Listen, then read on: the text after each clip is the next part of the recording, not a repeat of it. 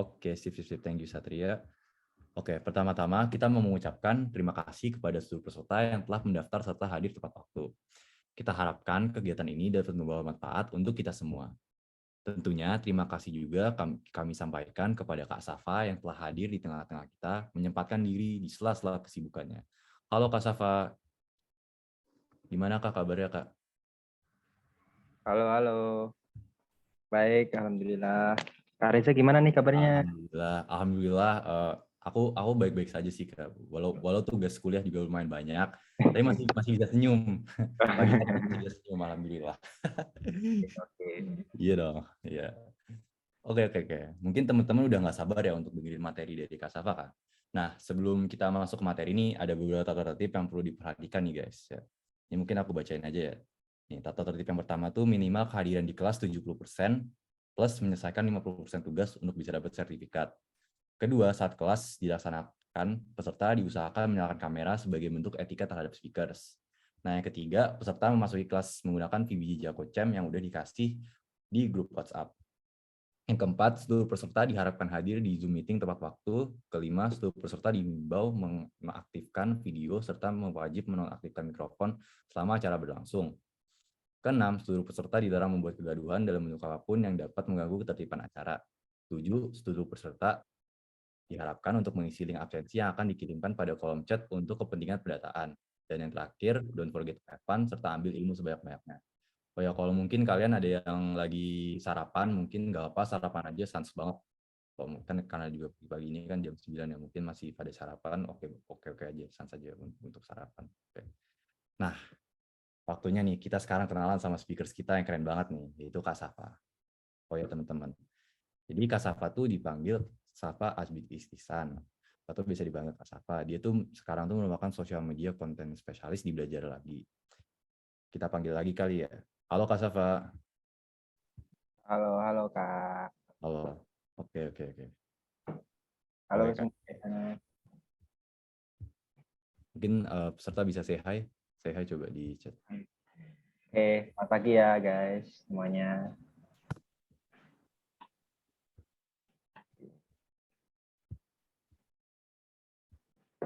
Oke. Sip.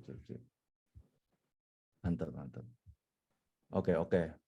Kayak semuanya udah pada nungguin nih penerapan materi yang tentunya bakal super insightful di malam hari ini. Jadi nanti untuk materi pagi hari ini. Jadi materi pagi hari ini tuh bakal ada social media marketing sama juga content marketing. Oke, mungkin kita langsung buka aja tiranya. Presenting today's Jago Champ Class, Digital Marketing to Social Media. Untuk Kak Safa, waktu dan layar dipersilakan. Oke, thank you Kak Reza atas penyampaiannya. Pengantarnya. Oke, mungkin di sini aku coba share screen dulu ya. Sebentar.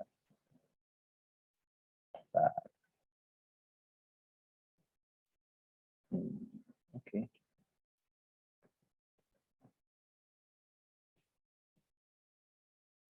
Oke.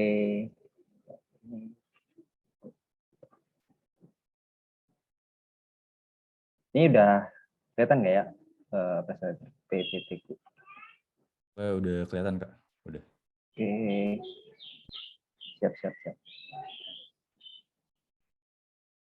Oke.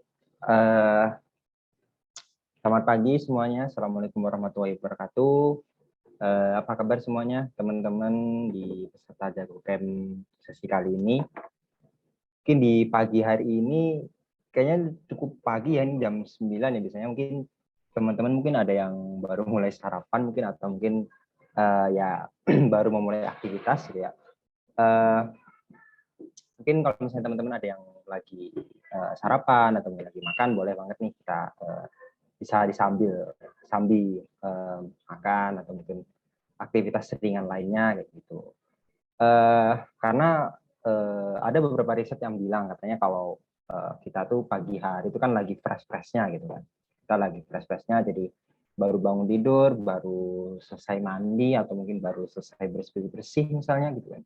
Itu biasanya otak kita masih fresh gitu karena habis tidur semalaman gitu. Nah, mungkin untuk beberapa teman-teman ya mungkin yang semalam tidurnya nyenyak banget gitu, mungkin ini bakal teman-teman bisa ikut materi ini bisa lebih fokus gitu ya. Tapi nggak masalah sih, karena harapannya teman-teman di sini kita santai aja sih gitu, kita santai-santai selama kurang lebih 1 jam 100 menit ya, 100 menit aku akan menyampaikan beberapa materi tentang digital marketing through social media and content marketing. Jadi di sini aku akan menyampaikan 2 materi sekaligus, yaitu tentang sosial media dan content marketing, gitu, yang dimana keduanya ini sebenarnya saling berkaitan sama lain, yang dimana dalam sosial media sendiri juga ada penerapan content marketing itu sendiri kayak gitu. Nah, kemudian mungkin aku mau kenalan lagi kali ya. Tadi udah sempat dikenalin sama moderator kita Mas Reza. Nah, mungkin aku kenalan sedikit lagi. Kenalin, nama aku Safa Abid Isnisan. Biasa dipanggil Safa. Child name pas aku kecil biasanya dipanggil Safa sih. Tapi aku juga kadang sama teman-teman juga dipanggil Abid juga boleh. Gitu. Jadi teman-teman yang mau manggil Safa boleh, manggil Abid juga boleh, terserah kita sih. Itu. Dan aku di sini lagi bekerja sebagai social media content spesialis di Belajar Lagi. Kalau teman-teman tahu Belajar Lagi yang bisa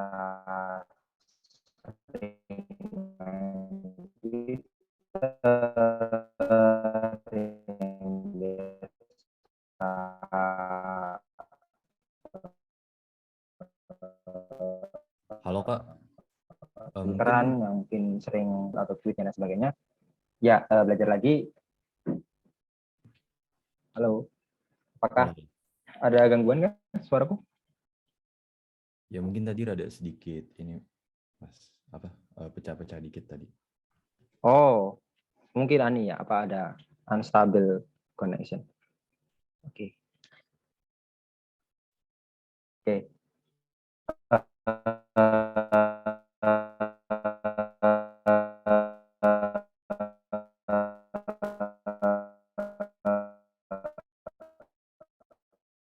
Halo Kak, Kak, mungkin suaranya tadi mungkin rada kayak robot gitu Kak tadi suaranya.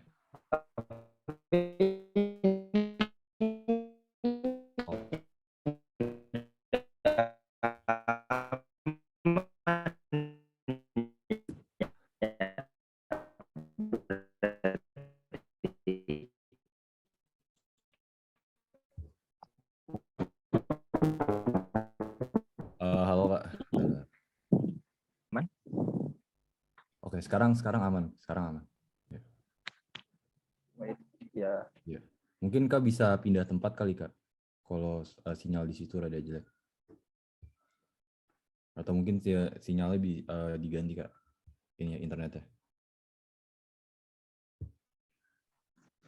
Halo, halo. Oh ya, udah kedengeran Kak. Tes 1 2. Aman ya? Aman. Ya. Oke.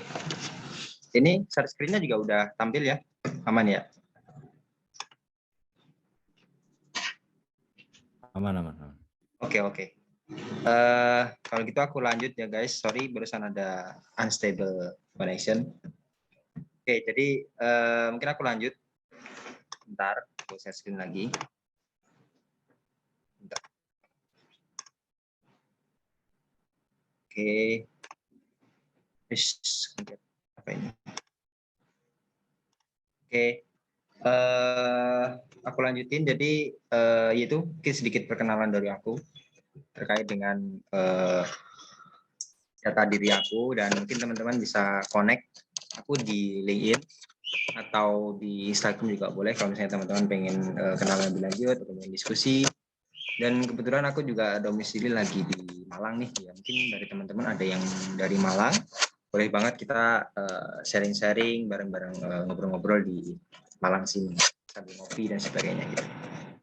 Oke. Oh ya, mungkin aku juga disclaimer ya sebelum kita masuk ke materi nih, mumpung masih belum masuk. Mungkin teman-teman kalau misalnya ada gangguan, mungkin bisa langsung diomongin ya, karena khawatirnya mungkin aku lagi kasihkan ngomong terus tiba-tiba ada gangguan connection, mungkin bisa disampaikan ya itu. Dan mungkin aku coba mulai masuk ke materi selanjutnya, yaitu berkaitan dengan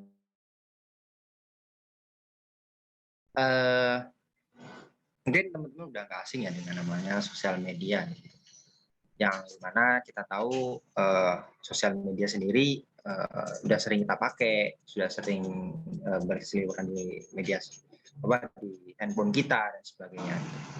Nah, di mana sosial media ini kalau misalnya kita gabungkan, kita terapkan dalam sebuah bisnis atau sebuah perusahaan, maka menjadi sosial media marketing. Di mana perusahaan akan menggunakan sosial media ini sebagai salah satu bentuk media marketing, media pemasaran mereka untuk memaksimalkan potensi brand mereka. Nah, mungkin di sini aku akan sedikit menjelaskan tentang definisi gitu ya, dan beberapa media sosial yang mungkin sering dipakai. Jadi sosial media sendiri sebenarnya adalah satu bentuk media internet gitu ya, yang dimana digunakan oleh pengguna untuk berkomunikasi dalam bentuk konten ataupun menyebarkan sebuah konten informasi, informatif maupun dokumen maupun video dan foto kayak gitu.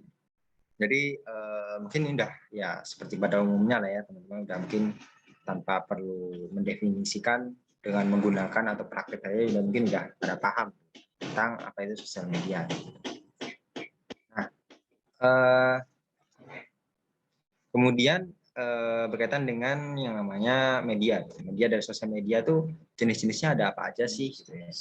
Yang kita tahu mesti ya ada Facebook. Gitu ya. Mungkin dari teman-teman sekarang ada yang masih main Facebook, ya mungkin sekarang udah mungkin agak usang gitu ya, yang udah masih pakai Facebook, tapi Facebook nyatanya masih sampai sekarang masih cukup banyak dan penggunanya salah satu yang terbesar di dunia ini. Jadi kebanyakan di beberapa orang itu mereka punya akun Facebook, tapi memang mereka tidak aktif di sana. Biasanya sih kayak gitu. Nah, dengan Instagram itu yang kita tahu ya, teman-teman udah paham, udah sering makainya gitu ya. Kayaknya jarang banget sih mungkin dari teman-teman yang nggak punya Instagram. Gitu. Mungkin ada yang nggak punya Instagram, mungkin dari teman-teman boleh di kolom chat mungkin siapa. Itu ya. Itu kita mungkin bahkan WhatsApp juga sosial media ya gitu. Karena dia sesuai definisinya, karena sosial media adalah menghubungkan media komunikasi satu dengan yang lain, maka WhatsApp juga termasuk dari media sosial media. Kemudian juga ada LinkedIn, sosial media jobs, atau ya misalnya lebih ke arah personal branding, dan lebih ke arah perusahaan atau profesional. Kemudian juga ada Twitter, di mana media untuk bercuit istilahnya, atau media untuk ngoceh sana sini gitu ya. Biasanya sering banget teman-teman tuh Twitter jadi media untuk julid atau gibah dan sebagainya gitu ya. Jadi kebanyakan trending topik kebanyakan mulainya dari Twitter gitu. Jadi suatu hal yang viral biasanya mulainya dari Twitter. Kemudian juga yang terakhir juga ada Line yang sekarang udah mulai ditinggalkan gitu ya. Line itu juga salah satu dari media sosial. Oke, itu oke, mungkin tadi secara basic ya mungkin teman-teman udah pada paham gitu tentang sosial media itu apa, kemudian medianya apa aja. Ya itu udah menurut aku udah teman-teman udah pasti udah cukup umum dengan hal itu gitu ya. Nah, mungkin aku coba akan masuk ke hal yang lebih deep lagi berkaitan dengan sosial media. Gitu. Jadi kalau misalnya teman-teman tahu bahwa sosial media marketing, gitu, yang dimana fokusnya kan ada perusahaan, gitu, yang dimana perusahaan itu dalam mempromosikan itu juga ada namanya funnel. Jadi ketika mereka pakai sosial media, mereka juga harus paham juga nih, mereka ada di tahap mana. Karena kan gini ya, misalnya kayak teman-teman punya bisnis all shop gitu ya. Teman-teman buat akun Instagram, baru banget nih, followersnya masih 0. Gitu. Nah, Di situ kan pasti teman-teman juga ada tahapnya bagaimana nanti dari followers yang 0 sampai ke followers yang ratusan ribu atau jutaan, dan juga berhasil menghasilkan sales atau penjualan dari Instagram itu. Nah, itu kan ada tahap-tahapnya.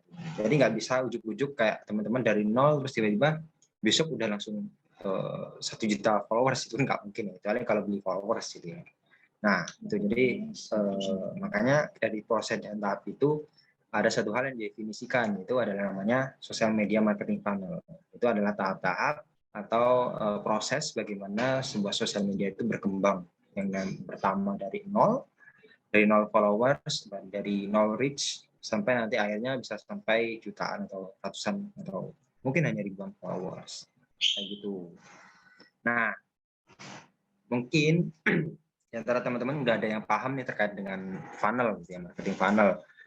Yang biasa belajar marketing atau teman-teman dari yang manajemen atau bisnis ataupun yang berkaitan apapun itu biasanya belajar tentang marketing funnel. Nah, di sosial media marketing funnel sendiri itu nggak beda jauh dengan marketing funnel. Yang dimana kalau sosial media marketing funnel itu yang pertama itu dari awareness. Awareness ini adalah ketika teman-teman punya sosial media itu masih followersnya masih 0. Followersnya masih 0, terus reach-nya masih 0, terus kayak yang nonton juga masih 0. Itu adalah awareness, yang dimana benar-benar baru nih, benar-benar fresh. Gitu. Nah, di tahap ini, di tahap awareness ini, dimana biasanya treatmentnya adalah gimana caranya biar orang itu tahu akun Instagram kita. Caranya gimana? Ya promosi misalnya. Kita buat konten, sering-sering buat konten, atau mungkin kita sering-sering pakai hashtag, gitu. Atau mungkin kita kalau pakai Reels, sering-sering kita buat video Reels dan sebagainya. Itu adalah tahap awareness.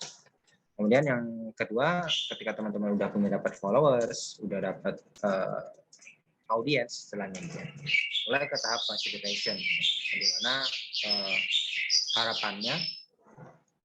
harapannya di consideration ini teman-teman bisa apa istilahnya kayak akun Instagram teman-teman itu udah mulai ada followersnya, mulai ada audiensnya, dan itu kayak atensi dari mereka. Jadi butuh apa ya, respon dari audiensnya. Karena awalnya kan udah follow nih gitu ya. Tapi lanjutnya apa gitu? Apakah mereka tertarik dengan konten kita? Apakah mereka mulai nge-like atau mungkin nge-bookmark konten kita dan sebagainya. Itu adalah tahap consideration. Nah, kemudian di tahap yang ketiga yaitu conversion, yang dimana di conversion sendiri ini adalah tahap dimana kita udah mulai fokus ke sales. Berharap akun Instagram kita bisa menghasilkan suatu hal yang berguna buat kita. Istilahnya entah itu pengen berharap kita jualan bisa laris, atau berharap jualan kita udah mulai dilihat banyak orang, berharap kalau personal branding, berharap orang lain udah top of mind di pikiran kita dan sebagainya. Itu adalah di tahap conversion. Kemudian kalau selanjutnya setelah conversion itu ada loyalty dan vokasi, yang dimana di tahap ini audience itu mulai istilahnya mempromosikan diri kita. Gitu. Misalnya teman-teman punya online shop gitu ya.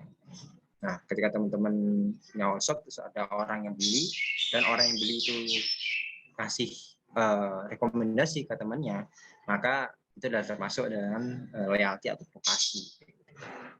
Itu jadi itu adalah beberapa tahap dari social media marketing funnel, yang dimana tahapnya ada 1, 2, 3, 4, 5. Ada 5 tahap dari marketing funnel ini. Nah, mungkin ya aku untuk istilahnya untuk buat teman-teman nih, misalnya teman-teman ada yang mau bertanya gitu ya, mungkin ketika dari penjelasan materi aku, saya teman-teman ada yang penasaran dan sebagainya, mungkin boleh drop di kolom komentar, di kolom chat, teman-teman boleh kayak langsung bertanya gitu ya, mungkin aku akan jawab di akhir mungkin ya, tapi kalau misalnya mau bertanya dari sekarang boleh, biar teman-teman nggak kelupaan gitu, untuk biar nggak kelupaan mau nanya apa dan sebagainya gitu. Oke, itu dari marketing funnel, dan mungkin aku mau ngasih study case nih, mungkin dari teman-teman. Nah, aku mau ngasih satu contoh gitu ya, di mana ini adalah salah satu contoh dari bentuk sosmed.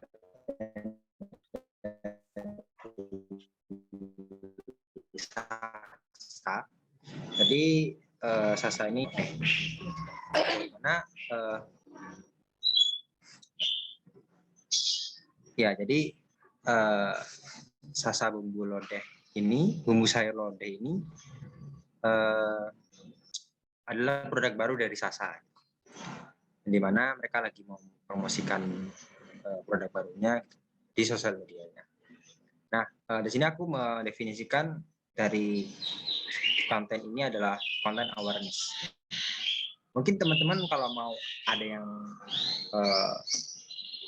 speak up atau mungkin kayak mau menjawab, aku mau ngasih pertanyaan nih ke teman-teman. Kenapa ini termasuk ke dalam awareness? Kalau menurut teman-teman apa yang jadi indikator dari awareness ini?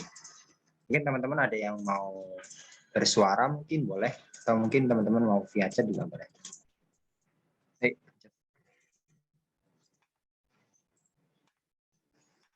Oke, mungkin ada yang teman-teman mau menyampaikan atau berpendapat terkait dengan konten dari Sasa ini. Ini aku coba definisikan sebagai awareness. Nah, menurut teman-teman hal apa nih yang kira-kira menjadi indikator kenapa konten ini itu termasuk dalam awareness funnel? Tuh, ada yang mau speak up? Oke, jadi di konten ini sebenarnya kenapa ini termasuk ke dalam awareness funnel adalah karena di konten ini kita lihat bahwa kelihatan bahwa konten ini tuh lebih ke arah kayak menampilkan nama produknya. Kita bisa kelihatan kan kayak dari di sini ada tulisan yang cukup besar gitu. Jadi namanya adalah Jadi di sini udah kelihatan kayak ada tulisan Sasa bumbu sayur lodeh. Nah ini kan artinya bahwa ini adalah mereka pengen nunjukin bahwa ini loh kita punya produk baru yang namanya Sasa bumbu sayur lodeh. Dimana ini juga dibumbuin dengan sedikit engagement copywriting. Jadi kayak mereka ngasih seenak lodeh. Jadi kayak satu kata-kata yang mungkin agak bikin orang mikir, bikin orang kayak oh gitu, saya enak lodeh, oh kayak seru gitu ya. Mereka bikin kata-kata yang kayak gitu. Tuh, jadi ini masih ke dalam tahap awareness karena mereka masih berusaha mengenalkan produk barunya kayak gitu. Nah kemudian next ya di sini adalah tahap loyalty atau advokasi. Oh, sorry. Ya kita ke conversion dulu ya. Jadi setelah awareness kan conversion. Nah di tahap conversion ini apa nih yang jadi indikator kenapa ini jadi salah satu indikator conversion? Karena yang pertama adalah harapannya kan mereka lagi jualan. Kelihatan banget mereka tuh menunjukkan sisi salesnya kayak diskon 70% ataupun best selling product, limited stock dan sebagainya. Nah, ya ini menjadi salah satu tanda bahwa mereka berusaha untuk mengkonversi agar mereka konsumen bisa langsung beli. Jadi istilahnya nggak soft selling kayak tadi kita promosi tentang Sasa tadi ya kan berusaha untuk mengenalin. Di mana di sini lebih parah berharap konsumen itu langsung berharap konsumen tuh mau langsung beli untuk produk ini. Itu dari tahap conversion. Nah, kemudian kita balik lagi ini ke tahap loyalty atau advokasi. Nah, di mana di tahap loyalty atau advokasi ini di mana fokusnya ada untuk ningkatin engagement, kemudian ningkatin suatu koneksi dengan audiensnya biar mereka yang para pengguna dari Gojek ini bisa lebih happy dan lebih mau lebih proud istilahnya, lebih bangga menggunakan Gojek. Caranya gimana? Yaitu dengan konten dari BTS ini, gitu. Yang dimana mereka promosi kayak karena mereka collab sama BTS, gitu ya. Akhirnya mereka coba untuk bikin suatu gambar yang mungkin agak lucu, gitu ya. Untuk beberapa orang mungkin cukup lucu gitu, meskipun agak aneh sih, kayak mana bisa ada motor sampai gonceng orang 7 kayak gitu kan. Tuh, jadi tapi lagi-lagi untuk beberapa orang mungkin akan merasa kayak lucu atau mungkin kayak unik dan sebagainya. Nah, ini menjadi satu cara dari BTS, satu cara dari Gojek untuk meningkatkan engagement-nya dari konsumennya yang udah pernah namatin Gojek buat ningkatin loyalty dan advokasinya. Kemudian lanjut ke sosial media campaign gitu ya. Tadi kita udah membahas soal funnel dari sosial media, kemudian kita juga udah membahas tentang definisi dari sosial media, kemudian kita juga udah membahas tentang contoh-contohnya gitu ya. Nah, kemudian baru kita masuk ke campaign. Di mana sosial media campaign ini lebih ke arah bentuk dari cara kita untuk mempromosikan sesuatu dalam suatu rangkaian yang ada tujuannya. Kayak tadi kita udah bahas prosesnya, maka tentu dalam proses itu pasti ada tujuannya. Nah, kita akan definisikan tujuan-tujuannya itu apa. Jadi teman-teman kalau misalnya membuat sebuah konten, sebuah sosial media, maka yang harus kita ketahui adalah tujuannya apa. Kita membuat konten, tujuannya untuk apa dulu. Nah, tujuannya ada banyak macamnya sih dalam suatu campaign sosial media. Apakah kita mau meningkatkan awareness, ya, kita pengen audiens itu tahu tentang Instagram kita, maka konten yang cocok atau yang bisa kita pakai adalah konten yang berbentuk education ataupun soft selling dan sebagainya.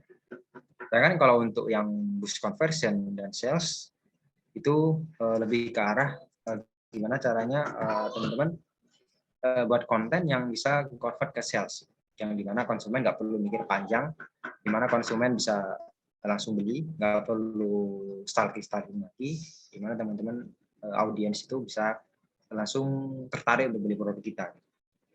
Tuh, dan gimana cara nge-boost conversion and sales biasanya lewat kayak tadi ya, kontennya dari Shopee itu kayak misalnya limit stock atau mungkin flash sale ataupun diskon dan sebagainya. Itu bentuk dari conversion and sales. Kemudian dari situ selain itu juga ada untuk meningkatkan traffic, ya. Untuk meningkatkan kunjungan atau conversion dalam bentuk kunjungan biar orang bisa melihat konten kita.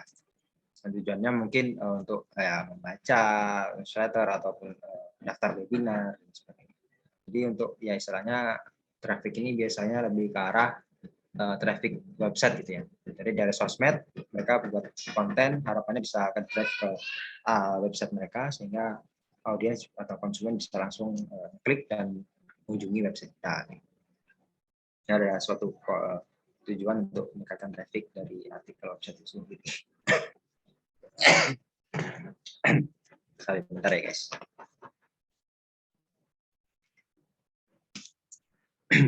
Oke, ya aku mau ingetin lagi ya, mungkin buat teman-teman yang bertanya gitu, mungkin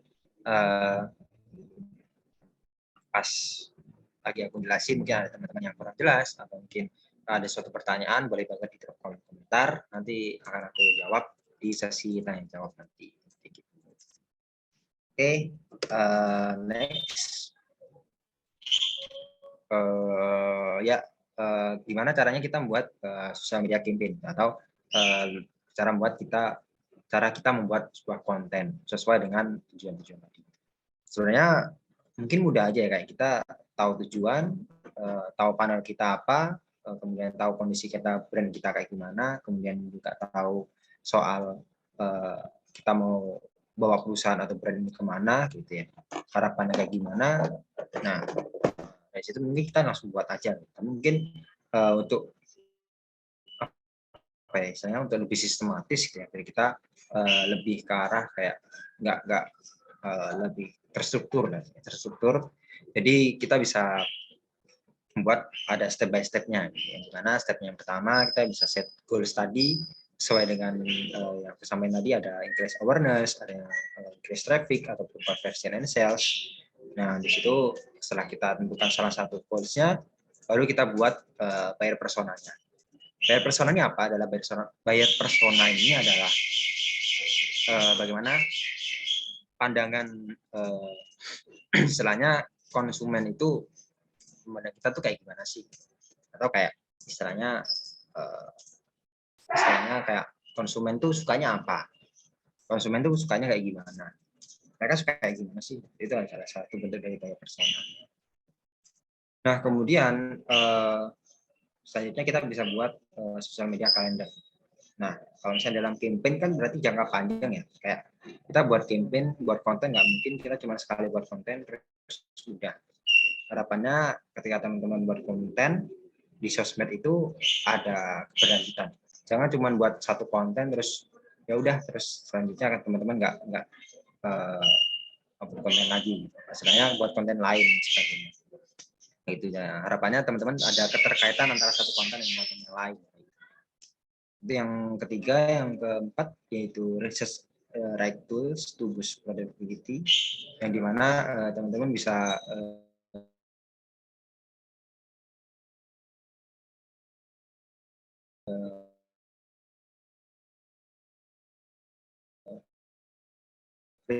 riset ya. Halo Kak, mungkin suaranya rada pecah-pecah lagi Kak.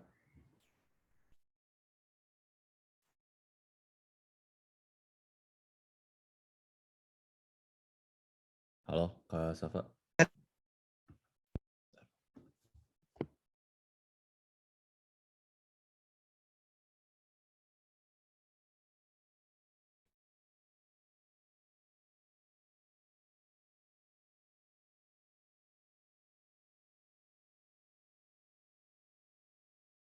Oke, mungkin kita tunggu dulu kali ya. Ini aku juga lagi ngechat juga ke Safanya. Sebentar ya guys. Oke.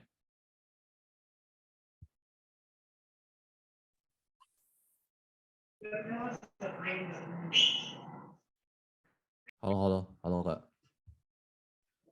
Halo. Ya, Sorry. Barusan tiba-tiba keputus. Ini aman ya suaraku ya? aman, udah aman. Tadi tapi rada ini sih Kak, mungkin internetnya rada koneksi rada kurang tadi.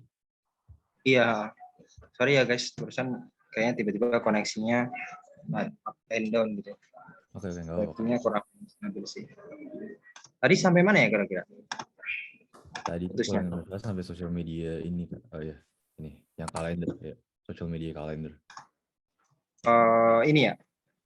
Iya betul Kak. Oke. Mungkin aku lanjutin ya, jadi teman-teman.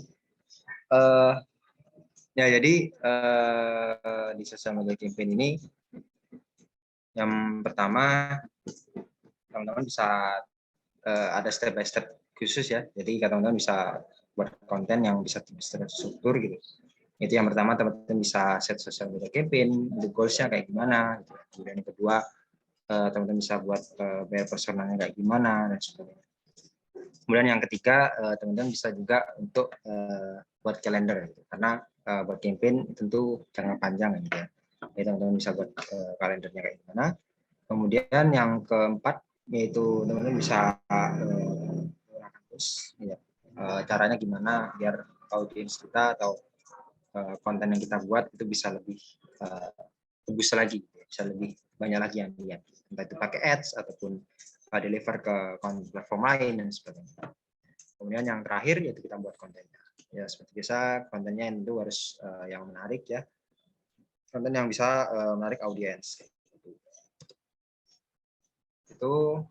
Dan selanjutnya itu ada sosial media storytelling, di mana sempat ada riset yang mengatakan bahwa audiens itu atau konsumen itu lebih suka suatu hal cerita yang mendorong kita untuk ya, istilahnya mendorong kita untuk istilahnya memperhatikan cerita. Kayak teman-teman ada suatu brand itu mereka bercerita tentang suatu produknya itu bagaimana sih bisa terbentuk dan sebagainya. Nah, audiens itu biasanya lebih suka kayak gitu. Nah, teman-teman mungkin bisa menggunakan storytelling. teman-teman bisa menggunakan sebuah storytelling gitu, kayak sebuah cerita kayak misalnya teman-teman bisa cerita tentang sebuah produknya kayak gimana, atau mungkin bercerita tentang sebuah brand itu gimana bisa terbentuk dan sebagainya. Dan itu misalnya satu hal yang menjadi point of view yang berbeda dari sebuah konten itu. Dan dalam storytelling sendiri itu ada 4 bentuk ya, dalam 4 bentuk dari storytelling. Yang pertama bentuknya dalam bentuk kayak harapannya bisa meningkatkan emotion, yang dimana sebuah storytelling itu harapannya punya emotion dalam artian kayak kita ketika kita baca kontennya itu bisa bikin kita jadi lebih beremosional, misalnya kayak terharu atau bahagia atau menjadi lebih senang atau menjadi lebih excited dan sebagainya. Itu adalah emotion.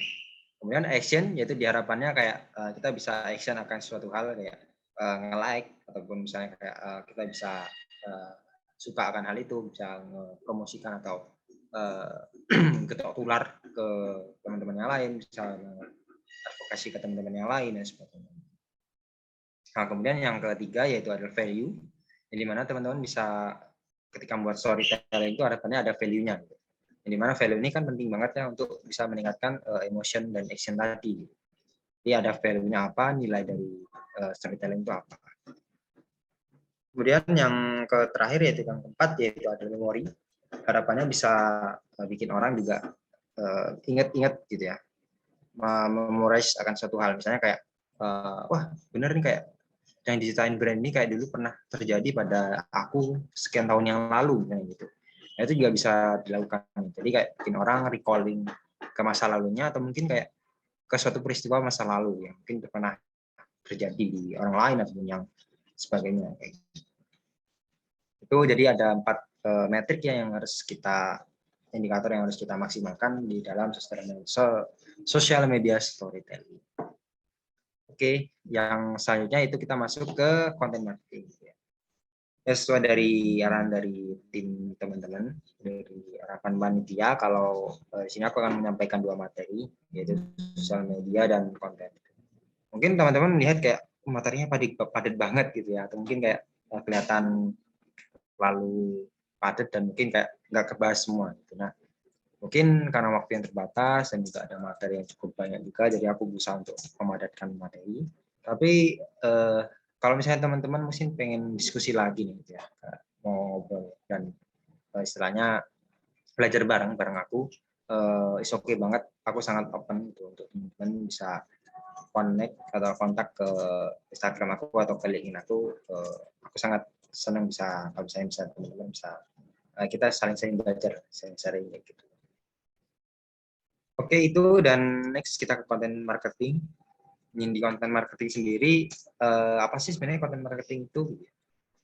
Sebenarnya seperti yang udah aku sampaikan tadi, sempat aku singgung juga ya di pembahasan sosial media gitu, bahwa konten sendiri gimana untuk membuat suatu material dalam bentuk video ataupun artikel ataupun sosial media yang dimana itu nggak secara langsung untuk mempromosikan suatu brand. Jadi kayak lebih ke arah meningkatkan kemenarikan konsumen untuk bisa tertarik dengan produk kita. Jadi nggak langsung berharap untuk mereka langsung beli produk kita, tapi lebih ke arah menstimulasi ketertarikan terhadap produk atau servis yang kita miliki. Okay. Itu dan kemudian ada step by step dari content marketing sendiri. Yang dimana step by stepnya itu yang pertama adalah kita bisa define target audience, ya. Ya, yang pertama teman-teman bisa membuat konten marketing itu kayak gimana sih gitu ya. Jadi teman-teman yang pertama bisa membuat define target audience. Jadi teman-teman bisa istilahnya kayak mendefine audiens kita itu siapa sih sebenarnya. Karena di dalam konten marketing sendiri kita harus tahu dulu nih, ketika kita buat konten, tahu dulu siapa audiens kita. Misalnya teman-teman mau buat konten microblog, gitu ya. Dan dulu sempat tren microblog itu adalah ketika kita membuat sebuah artikel dalam bentuk carousel post.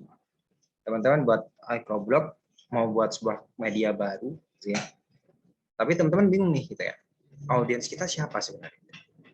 Karena audiens ini harus benar-benar kita tentuin. Gitu. Karena nggak bisa kita buat konten itu ditujukan untuk semua orang. Itu nggak bisa. Bahkan dalam marketing sendiri, kita nggak bisa buat konten itu ditujukan untuk semua orang, itu sebenarnya nggak bisa. Pasti ada target marketnya. Itu juga dengan kita jualan, ketika kita juga promosi sebuah produk, itu pasti produknya untuk satu segmen tertentu. Misalnya kita brand tentang bedak bayi, misalnya. Bedak bayi kan pasti peruntukannya untuk anak kecil, kayak audiensnya pasti untuk anak-anak dan ibu rumah tangga atau ibu-ibu yang lagi merawat anaknya.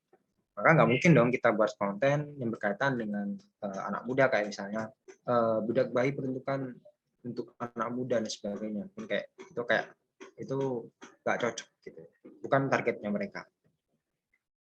Tuh, jadi kita harus tahu dulu target audiens kita siapa, gitu ya, sesuai dengan brand ataupun konten yang akan kita buat. Kemudian juga clear and measurable goals. Jadi harapannya kita menentukan sebuah goals atau tujuan dari konten, kita juga harus tahu goals kita apa dan cara mengukurnya jelas. Misalnya teman-teman buat konten untuk meningkatkan awareness, maka harus ada trackingnya. Gitu. Apa trackingnya itu? Misalnya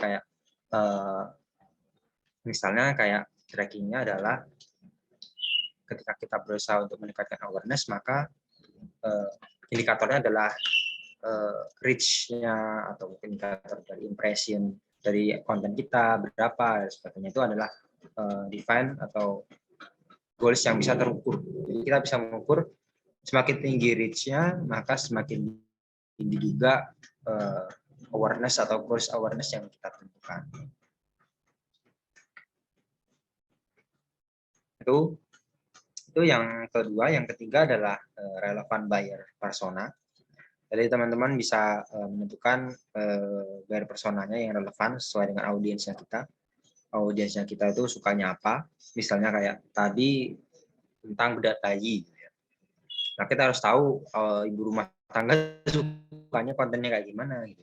Setelah konten yang berkaitan dengan pakaian bayi atau berkaitan dengan konten dengan fashion atau mungkin kayak berkaitan dengan kafe gitu kan, nggak relate gitu ya. Jadi harus tahu konten-konten yang relate yang relevan untuk buyer persona kita tuh kayak gimana.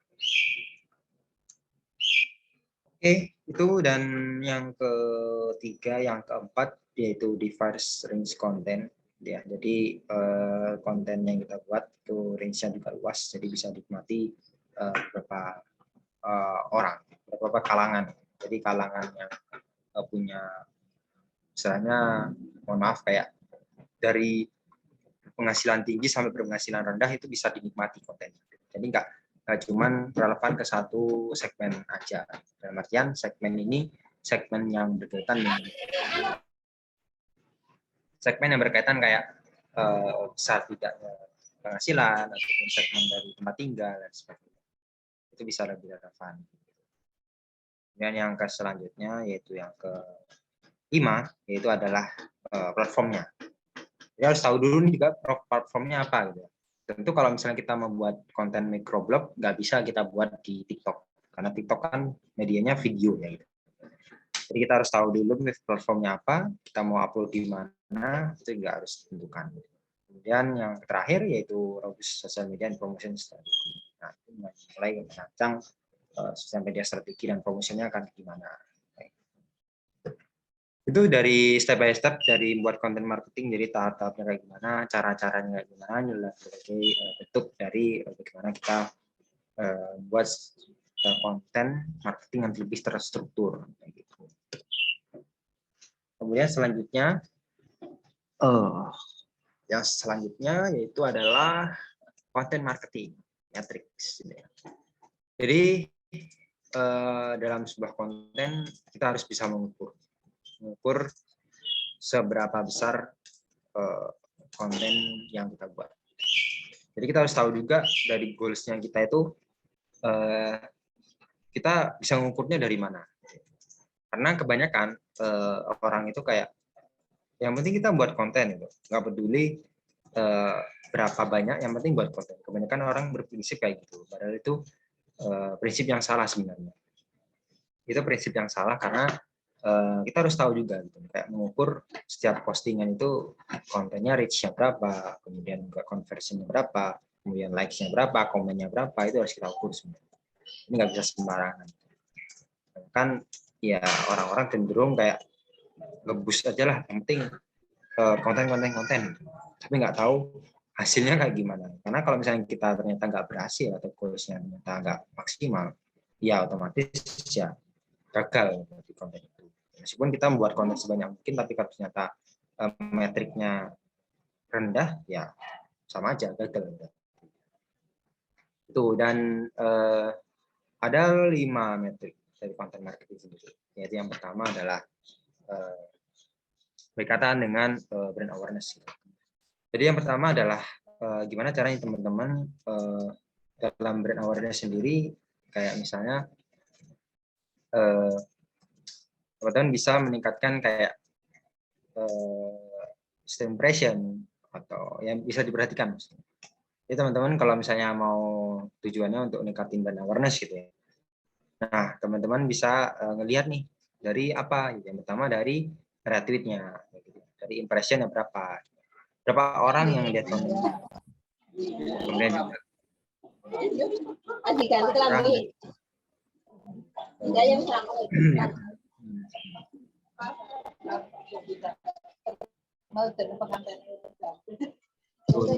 dan kemudian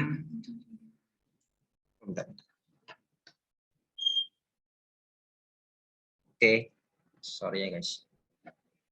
Oke, aku lanjut. Jadi di tahap brand awareness sendiri harapannya teman-teman untuk mengukurnya itu dengan impression atau reach atau retweet gitu ya, atau dan lain sebagainya. Biasanya di sosial media kan ada tuh di analytics-nya gitu ya. Dan teman-teman bisa lihat di tahap impression-nya. Kalau impression-nya tinggi, maka tahap brand awareness-nya berhasil. Sebenarnya sesimpel itu. Tuh, dan yang selanjutnya yaitu dengan berkaitan dengan engagement. Nah, teman-teman untuk engagement sendiri, di mana teman-teman bisa melihat berhasil enggaknya sebuah engagement itu adalah dari bagaimana respon dari audiens itu kayak gimana. Misalnya kayak komen, ataupun misalnya kayak reply, ataupun misalnya kayak mereka yang buat konten itu kayak gimana dan sebagainya. Jadi kayak responnya mereka itu kayak gimana. Nah, dari respon itu berarti kalau semakin bagus responnya dari audiens, maka engagement-nya akan semakin bagus. Kemudian yang ketiga yaitu adalah lead generation, yang dimana di lead generation sendiri harapannya adalah teman-teman bisa meningkatkan leads, atau istilahnya kayak berharap bahwa audiens tertarik, ya, paling nggak minimal mereka tertarik dengan produk kita.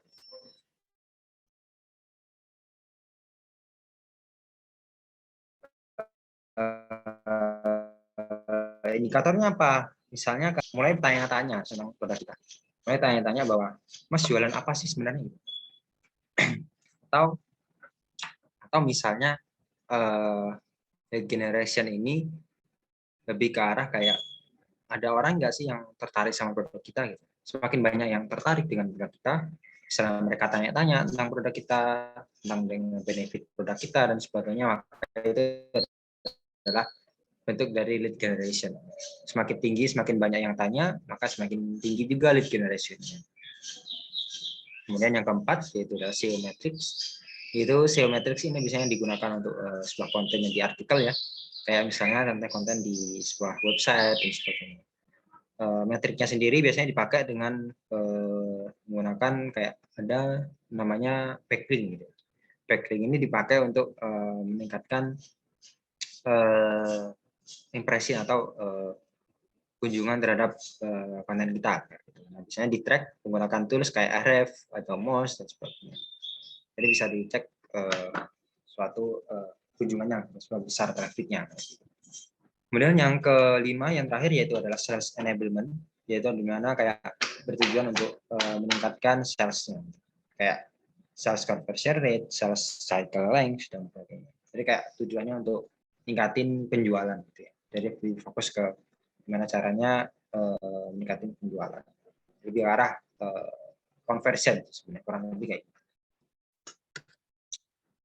Dan yang selanjutnya yaitu adalah content research, di mana content research sendiri ini lebih ke arah bagaimana cara teman-teman menggunakan mencari sebuah konten. Karena kadang teman-teman mungkin beberapa teman ada yang bertanya ke aku kayak, Kak, gimana sih cara kita tuh riset konten? Riset konten itu kita carinya dari mana gitu, kayak kita harus kayak gimana dan sebagainya. Nah, sebenarnya riset konten itu dari mana aja bisa loh guys. Jadi teman-teman bisa ambil dari Pinterest, bisa ambil dari Google juga boleh. Meskipun konten itu kadang nggak 100% original ya. Kayak kadang ada beberapa konten yang itu dibuat kayak nggak 100% original, tapi jadi adaptasi dari konten lain. Banyak banget case-case kayak konten-konten yang itu diadaptasi dari konten lain, sehingga konten itu sebenarnya kayak lebih ke arah konten yang istilahnya mirroring gitu ya. Kayak mirroring gitu. Meskipun mirroringnya bukan 100% mirroring sama, tapi kurang lebih kayak adaptasi dari konten lain. Itu dan untuk konten riset sendiri sebenarnya ada 3 indikator yang harus teman-teman penuhi gitu ya. Yang pertama adalah sejalan dengan objektif bisnis kita, gitu ya. Dalam artian kayak sesuai sama stake customer of journey. Customer journey ini mirip kayak funnel tadi, gitu ya. Funnel tadi, kita tahu nih funnel kita tuh ada di tahap apa dan sejalan dengan bisnis kita. Misalnya kayak kita bisnisnya apa? Berkaitan kita misalnya bisnisnya tentang all shop jualan akun Netflix misalnya, kayak jual voucher Netflix misalnya gitu. Maka yang sejalan dengan Netflix apa? Maka ya kita harus cari yang sejalan dengan Netflix, misalnya berkaitan dengan film, berkaitan dengan dunia voucher, berkaitan dengan dunia Netflix dan sebagainya. Makanya nggak jauh-jauh dari dunia film. Dan tentunya juga harus disesuaikan dengan stakes of customer journey atau tahapan dari funnel-nya tadi. Itu dan kemudian yang selanjutnya itu adalah yang kedua adalah origins insight on key industry trend and topic. Jadi benar-benar relate istilahnya, kayak relate dengan tren pada saat ini ataupun topik yang lagi dibahas. Jadi jangan sampai teman-teman misalnya tadi jualan Netflix gitu, teman-teman buat kontennya tentang film tahun 1950-an, maka kan udah lama banget tuh konten. Kayak udah lama banget filmnya, orang mungkin udah jarang banget yang nonton.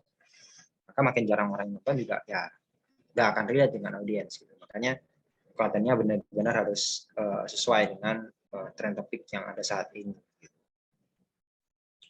Itu dan kemudian yang terakhir yaitu adalah alignment atau sejalan dengan customer needs. Jadi harus sesuai dengan kebutuhan konsumen. Jadi kalau misalnya teman-teman buat konten, usahain sesuai ya sama apa yang dibutuhkan sama audiens. Kayak mereka pengennya apa yang mereka inginkan, apa yang mereka butuhkan, kontennya kayak gimana. Nah, itu harus sesuai sama customer needs-nya. Kemudian juga sesuai dengan challenge atau content consumption habit, kayak lebih ke arah kebiasaan audiens tuh sukanya konsumsi apa sih, kayak habitsnya kayak gimana dan sebagainya. Itu lebih ke arah consumption habit. Ya itu sih, jadi ada 3 tahap dalam content research sendiri gitu ya. Jadi ada 3 konten, 3 indikator yang harus kita ada 3 cara sebenarnya, bukan 3 cara sih, 3 indikator dalam mencari content research itu kita harus lakukan 3 hal ini. Yang pertama adalah origin insight on key, kemudian alignment with business, dan alignment with customer needs.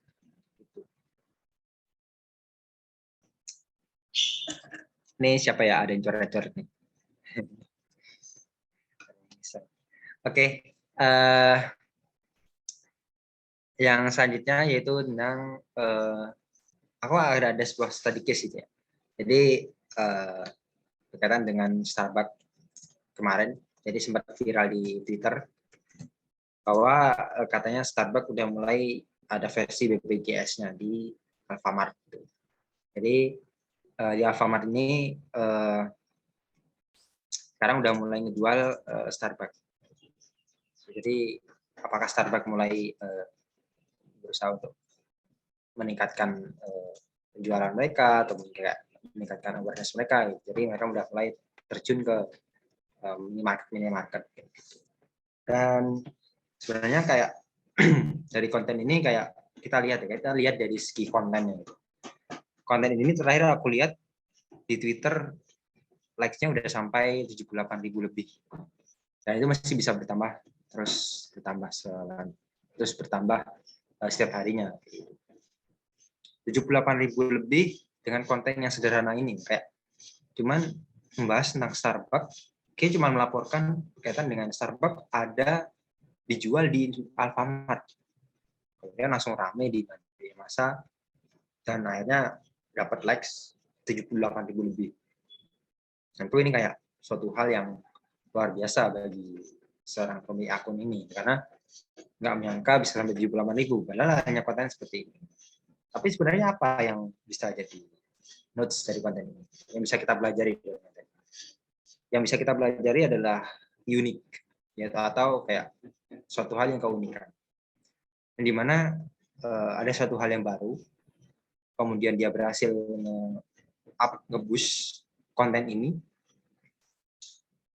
dan dia adalah yang mungkin salah satu yang dari yang pertama dalam mempromosikan istilahnya ya soft selling, promosi secara nggak langsung dari Starbucks itu. Maka pada akhirnya ketika orang baru tahu, maka mereka ketujuan untuk nge-likes, tertarik untuk nge-likes konten ini. Nah, makanya konten ini dapat likes sebanyak itu karena memang audiens kita ngerasa kayak, wah baru tahu ya, wah ternyata ada ya Starbucks di Alfamart, wah ternyata udah ada yang murah. Jadi kayak suatu hal-hal wah-wah ini bikin audiens jadi lebih penasaran dan mungkin kayak jadi tertarik ataupun excited gitu. Dan kaget guys mungkin gitu. Jadi hal yang bisa kita pelajari dari konten ini adalah suatu konten itu akan dapat atensi atau perhatian dari audiens ketika konten itu bisa ngasih suatu hal emosional yang bisa bikin orang itu bisa terpengaruh emosional. Entah itu emosional dalam bentuk kaget, entah itu dalam bentuk suatu amarah, entah itu suatu hal yang sedih, entah itu suatu hal yang gembira, dan sebagainya. Emosional tadi ketika bisa mengaruhi feel audience atau konsumen, maka akan bikin suatu konten itu akan dapat atensi atau perhatian lebih dari audiens. Dan mereka konten itu nggak akan dibiarkan sekedar lewat itu aja. Jadi mereka tertarik benar-benar baca, benar-benar tertarik untuk melihat, benar-benar tertarik untuk menikmati konten itu. Jadi ini konten juga berlaku untuk semua konten ya, entah itu di Instagram, di Twitter, ataupun di konten di artikel, di website. Juga sama, maka tentunya adalah yang harus diperhatikan adalah gimana konten itu terlihat dari awal udah kelihatan menarik. Dari awal udah kelihatan bikin orang emosionalnya betul-betul. Itu prinsipnya dari teman-teman kalau misalnya membuat konten.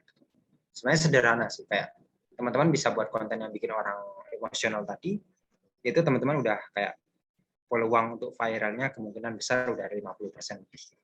Misalnya ya akan ada faktor lain kayak faktor luck atau faktor hoki, faktor hal-hal yang lain kayak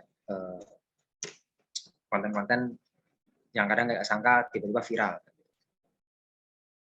Karena memang kita kalau misalnya berbicara soal konten viral, itu biasanya memang konten viral itu nggak bisa secara apa ya, kayak udah pastikan kita bakal viral. Konten itu nggak akan bisa kita pastikan bakal viral karena konten itu cuma bisa direncanakan. konten viral memang bisa direncanakan, tapi memang nggak bisa dipastikan bakal viral. Terencana kita dengan konten viral tadi, kayak kita udah rencanain konten bakal viral, atau kayak sudah melalui tahap-tahap step yang benar, kemudian juga goals yang udah benar, kemudian juga dengan mengikuti value dan buyer persona yang udah oke, tapi ternyata nggak viral, ya ada kemungkinan ya. Karena aku sendiri juga pernah mengalami hal itu. Jadi yang paling bisa kita siapkan kemungkinan-kemungkinan tadi adalah kita harus menyiapkan kontennya, gimana caranya kontennya kita bisa maksimal, jadi bisa mengalami audience, emotion, dan ketika udah kita lakukan itu, ya udah kita pasrah aja kepada yang maha kuasa gitu. Ya kita berpasrah kalau harapannya kita konten ini viral. Kalaupun nggak viral ya nggak apa-apa, karena yang viral itu ada satu hal, ada faktor luck-nya juga, meskipun bukan 100% faktor luck. Faktor keberuntungan memang nggak 100% berada di suatu konten viral, tapi paling nggak ya ada satu faktor keberuntungannya, dan sisanya ya adalah direncanakan. Mungkin itu sih materi dari aku nih juga. Masih lama ya ternyata. Jadi udah habis sih materi dari PPT dari aku. Mungkin next kita bisa ke sesi tanya jawab mungkin ya. Mungkin aku kembalikan dulu ke Kak Reza. Oke. Wow, boleh dong kita kasih tepuk tangan virtual nih untuk Kak Safa nih. Kasih dong reaction. Wih. Oke, thank you guys. Nah, terima kasih Kak atas materinya. Tadi seru banget, kita udah ngomongin banyak banget dari mulai social media marketing, content marketing, sampai bagaimana cara membuat content marketing juga. Nah, mungkin beberapa teman di sini mungkin udah nggak sabar kali ya buat nanya lebih lanjut dari pembahasan yang tadi udah disampaikan. Sekarang saatnya kita ke sesi tanya jawab nih. Boleh ya buat teman-teman di sini langsung untuk pakai fitur raise hand. Dan kalau sudah dipanggil namanya, boleh langsung unmute untuk tanya-tanya. Juga mungkin bisa juga lewat dari chat juga. Jadi kalau ada pertanyaan langsung aja ya. Raise hand dan juga langsung floorin aja pertanyaannya ke ini. Oh, mungkin udah ada nih pertama nih dari Aulia Widya Stuti. Mungkin bisa unmute. Oke. Sebelumnya suaraku aman ya, Kak?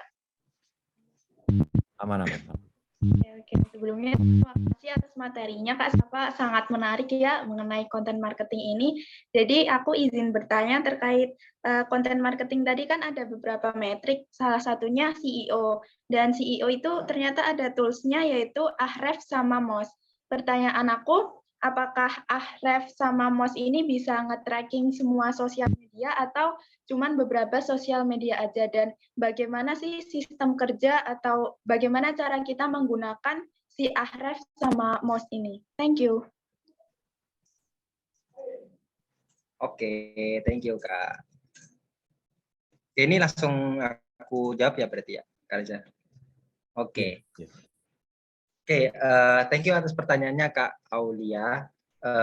Pertanyaan bagus sih. Tadi belum sempat aku pas sampaikan ya di penyampaian tadi.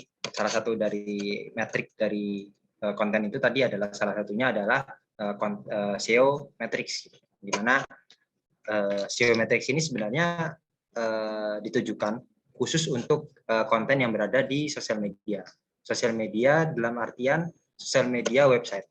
Karena website sendiri sekarang udah jadi salah satu dari bentuk dari sosial media. Karena website sendiri kan sekarang kita udah bisa punya fitur komen, ya, punya fitur yang bisa bikin kita untuk berinteraksi dan berkomunikasi antara brand dengan kita.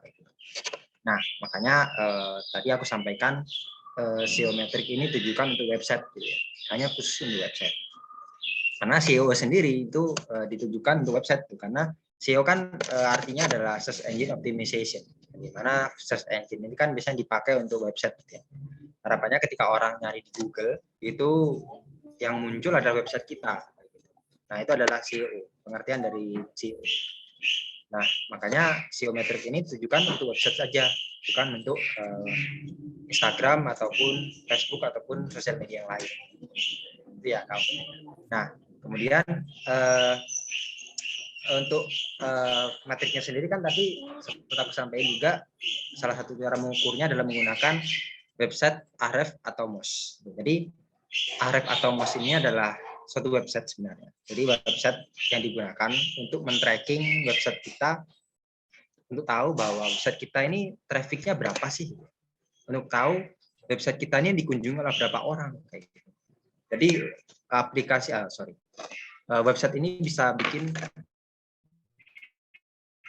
kita tahu gitu. Website kita itu ada berapa sih yang mengunjungi, ada berapa sih yang conversion, ada berapa sih yang mereka berkunjung terus dia balik lagi gitu ya. Ada berapa sih yang mereka yang baca artikel kita sampai habis, itu semua bisa kelihatan di Ahref gitu. Di Ahref sendiri cara kerjanya sebenarnya lebih ke arah kayak kita masukin website kita, kemudian nanti mereka akan bekerja untuk mendefine website kita,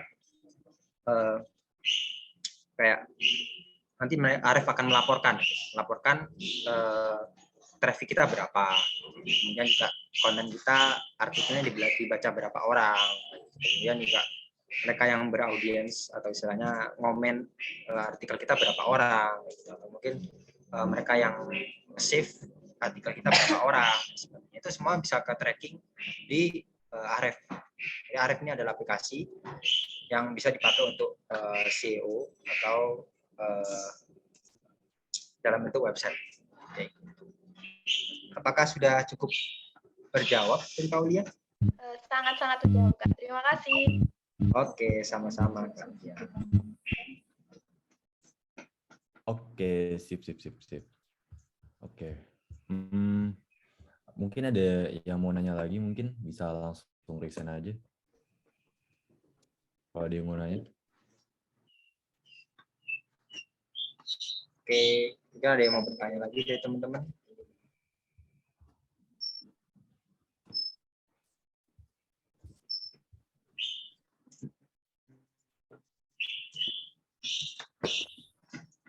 Oke, mungkin karena nggak ada yang mau nanya, mungkin aku mau nanya nih Kak. Oke, boleh Kak. Apa sih Kak, kan sosial media marketing itu kan luas ya, dan mungkin banyak variabel gitu yang mempengaruhi kesuksesan dari sosial media marketing itu sendiri. Tapi apa sih variabel atau key success factor yang paling menentukan keberhasilan suatu sosial media marketing gitu Kak, berdasarkan pengalaman Kakak? Itu apa sih Kak? Apa sih unsur yang paling penting yang harus ada dalam sosial media marketing? Iya Kak. Itu pertanyaan saya sih Kak. Ya. Oke.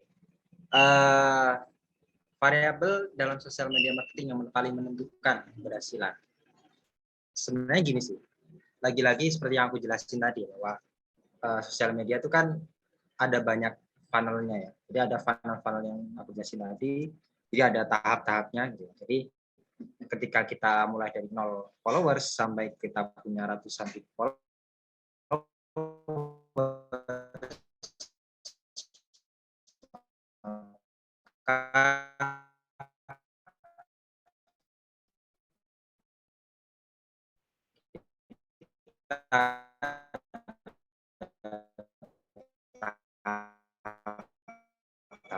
jadi enggak kayak strategi itu bisa disusun funnel tadi.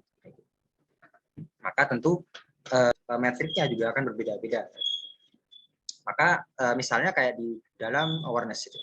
Kebetulan aku juga cukup sering berkecimpung di medsos yang sering banget kayak berusaha untuk meningkatin awareness-nya. Yang mereka mungkin masih dari 0 followers gitu ya, masih followersnya masih 0 atau masih sedikit banget gitu ya. Itu berusaha untuk ditingkatin awareness-nya. Maka strategi atau variabel yang bisa kita pakai, variabel yang bisa kita pakai dalam awareness sendiri biasanya adalah kayak contohnya misalnya reach dan impression.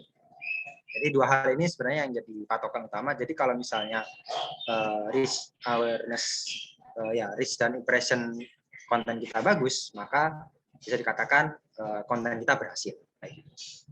Nah, berapa nominalnya itu memang masih dalam hal kayak perspektif opini orang beda-beda. Tapi kalau aku biasanya kayak hitungannya kalau reach dan impression itu kalau reach dan impression itu udah lebih dari istilahnya kayak 10 kali lipat dari followers kita, misalnya followers kita ada 10, maka kalau reach dan impressionnya kita ada 100, maka itu bisa dikatakan berhasil. Dari satu konten itu tadi ya, satu konten, bukan dari akun Instagram kita.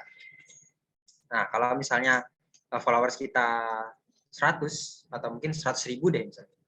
100.000 maka 10 kali lipatnya kalau misalnya kita punya reach-nya adalah 1 juta untuk satu konten, maka bisa dikatakan konten itu berhasil untuk meningkatkan awareness dari konten kita.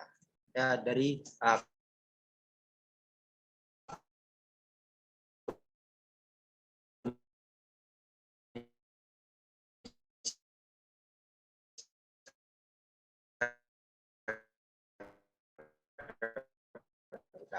kayak gitu. Jadi 10 kali lipat dari yang awareness ya, dalam tahap yang jadi masing-masing tahap, masing-masing istilahnya masing-masing tahap proses itu beda-beda strategi dan variabelnya juga beda-beda yang bisa kita maksimalkan. Tapi memang selama ini memang variabel yang kadang dipakai ya, secara umum ya, yang orang-orang mungkin banyak paham biasanya masalah followers. Memang masalah followers ini nggak bisa diterapin di tahap awareness gitu, karena kalau di awareness kita udah terapin followers maka akan susah, berat banget gitu. Jadi kayak kalau misalnya kita masih followersnya 1 ya, harapannya kita bisa langsung naikin followers 1000 misalnya dalam 1 bulan hanya dengan konten organik aja kadang susah. Katanya followers indikatornya kepake ketika consideration dan conversion. Ini lebih ke sana. Mungkin itu sih. Apakah sudah cukup menjawab? Oke, udah cukup banget menjawab, Kak. Oke. Mungkin ini sekarang ada pertanyaan lagi, Kak, nih, dari Fatia Bisa? Sabila. Ya. Oke. Ada di chat ya? Ada di chat ya? Iya, Kak. Itu, Kak. Halo, Kak, izin tanya untuk post sosial media gitu perlu dinaikin pakai hashtag atau gimana ya, Kak? Biar lebih ngejangkau audiens lebih besar lagi. Apalagi kalau followers masih dikit, pasti kan agak susah. Mohon jawabannya ya, Kak. Terima kasih. Juga ada follow up juga. Oh ya, untuk jam postingnya itu juga mempengaruhi terjangkau audiens gitu ya, Kak. Misal kita posting di prime time-nya, orang-orang buka sosmed. Gitu, Kak. Oke. Pertanyaan yang menarik nih. Ini terkait dengan, mungkin aku coba jawab yang pertama dulu ya. Jadi, Kak Fatia, oh ya sebelumnya thank you Kak Fatia udah bertanya atas pertanyaannya. Pertanyaannya adalah untuk meningkatkan post atau organic post dari sosial media. Caranya gimana? Dan apakah hashtag itu juga bisa menjangkau lebih besar lagi? Jadi sebenarnya penggunaan hashtag sendiri di era sekarang ini makin kesini makin turun ya penggunaannya dan makin nggak efektif karena alasannya adalah kalau untuk di Instagram sendiri hashtag sendiri udah kayak mulai ditinggalkan dan algoritmanya udah nggak berpihak ke hashtag lagi. Jadi sekarang udah mulai fokus ke Instagram, udah mulai fokus ke produknya yang Reels. Jadi kayak Reels sekarang udah dioptimasi, udah mulai kayak difokusin di Reels, udah mulai kayak mereka udah fokus ke algoritmanya lebih berpihak ke Reels. Makanya kalau misalnya teman-teman buat konten, mungkin better kalau misalnya teman-teman buat konten mulai sekarang kayak lebih ke arah Reels gitu. Karena Reels sendiri udah mulai bentuknya video, kemudian juga Reels sendiri udah bentuknya udah kayak algoritmanya udah lebih mendukung gitu ya. Algoritmanya udah mulai lebih lebih mudah dijangkau dan sebagainya. Jadi untuk hashtag sendiri kalau untuk postingan carousel itu memang kurang maksimal sekarang. Tapi bukan berarti nggak bisa. Karena hashtag sendiri juga masih ada di Instagram dan berarti masih bisa dipakai dan masih bisa untuk dimaksimalkan. Meskipun mungkin sudah nggak seoptimal dulu lagi. Mungkin itu. Tapi ada satu hal yang menarik bahwa Instagram sekarang udah mulai menerapkan kayak search engine optimization. Mungkin teman-teman yang bisa ngikutin Instagram yang dari dulu sampai sekarang, kalau teman-teman tahu ketika 2 tahun yang lalu Instagram ketika kita search biasanya ya kita akan search sesuai dengan apa yang kita inginkan. Tapi sekarang mulai kayak ketika kita search misalnya masalah soal belajar online misalnya, biasanya langsung muncul beberapa konten-konten yang captionnya itu berkaitan dengan belajar online. Nah ini kan menarik ya, berarti kan tandanya bahwa mereka udah menerapkan SEO copywriting.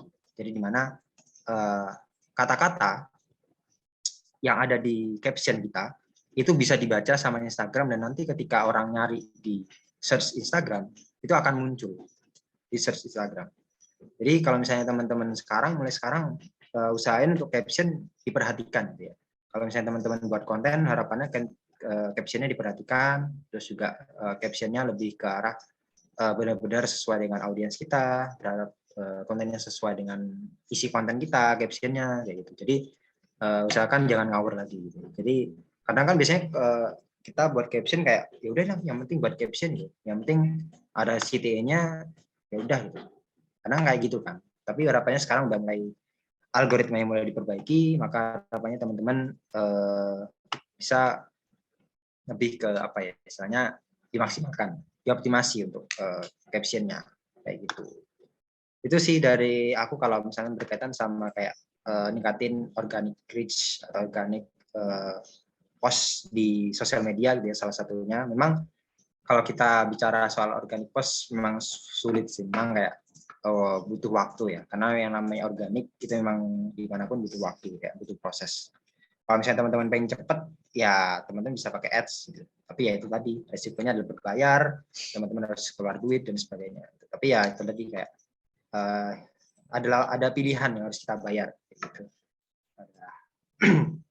Itu. Dan yang pertanyaan kedua, jangan posting apa mempengaruhi jangkaunya audiens kita atau tidak?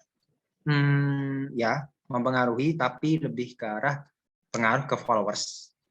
Jadi kalau misalnya teman-teman punya jam posting, dicek kan misalnya ada tuh ya di analytics Instagram, teman-teman bisa cek tuh ada jam posting audiensnya kita biasanya aktif jam berapa dan sebagainya.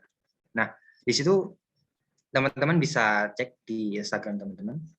Nah, dari situ kan biasanya muncul jam berapa, dari hari apa dan sebagainya. Nah, di situ teman-teman bisa maksimalin di jam postingnya. Jadi kalau misalnya teman-teman pengen naikin postnya biar kelihatan, istilahnya kayak dilihat banyak orang, biar dilihat banyak followers kita, maka bisa pakai acuan dari jam posting yang udah dialgoritmakan sama Instagram kayak gitu. Itu sih, jadi ngaruhnya lebih ke arah followers ya, bukan ngarah ke audiens secara keseluruhan kalau di jam posting kayak gitu. Apakah menjawab Kak Fatia? Sabila, thank you ya atas pertanyaannya. Gimana Kak Fatia, apakah menjawab pertanyaannya? Menjawab banget, Kak. Makasih. Oke, sip. Oke, sama-sama. Mungkin ada yang mau nanya lagi mungkin? Oke, mungkin ada yang mau tanya lagi dari teman-teman.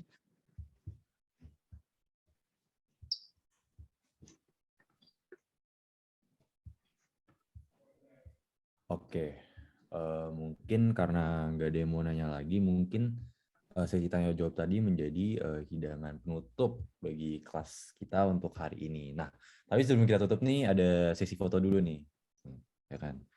Nah, hari ini kita bakal ngadain sesi foto dulu nih. Pertama, kita bakal ngadain sesi foto sertifikat bersama speaker kita, Kak Safa nih. Mungkin operator bisa share screen sertifikatnya. Nah, oke. Oke, bentar. Aku spotlight dulu. Oke. Ya. Oke. Mungkin operator bisa ini sesi fotonya. Ya. Oke. Oke ya. Dalam hitungan 3, 2, 1. Oke. Oke, udah foto. Thank you. Yuk, thank you juga ya Kak Safa atas materinya, lumayan insightful banget. Oke. Nah, sekarang nih kita mau ngadain sesi foto lagi nih, tapi sesi fotonya sekarang bersama para peserta nih. Kalau yang masih off cam, tolong on cam ya.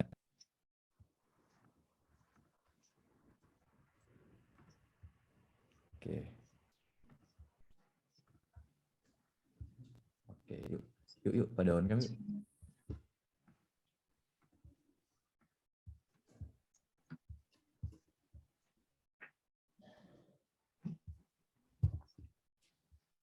Yang belum on cam yuk.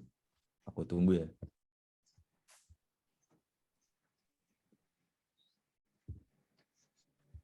Sampai 40. Nanti kurang 10. Lebih cepat 10. Oke. Karena mungkin ini untuk segini dulu kali ya. Oke. Ada Kak Fatia, ada Kak Nadia. Oke. Oke, dalam hitungan 3, 2, 1. sekali lagi. 3, 2, 1. Oke, thank you guys. Oke, terima kasih ya guys atas ininya, dan terima kasih juga Kak Safa sekali lagi. Ya, thank you juga buat teman-teman Jago Chat semuanya. Ya. Dan serta Ya, sama-sama Kak. Yuk. Dan bagi peserta jangan lupa buat isi absennya ya, guys. Bagi yang hadir di sini. Oke. Yuk. Kalian udah bisa live ya guys. Oke. Yuk, terima kasih guys. See you on the next Jago Chat. Thank you, Kak. oke, see you.